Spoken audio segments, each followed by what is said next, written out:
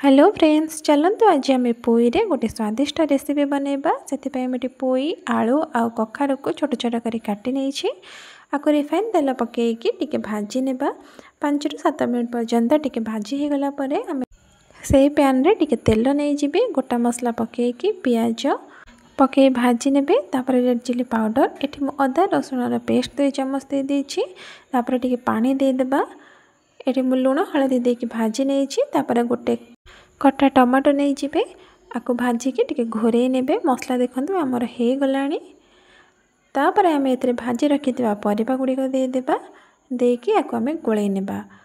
तापर बुट डाली को मु भिजे के रखिथिली गोटे घंटा पूर्वरु ताको सेतरे देदेबा देकी भल भाबर आम गोळै नेबा।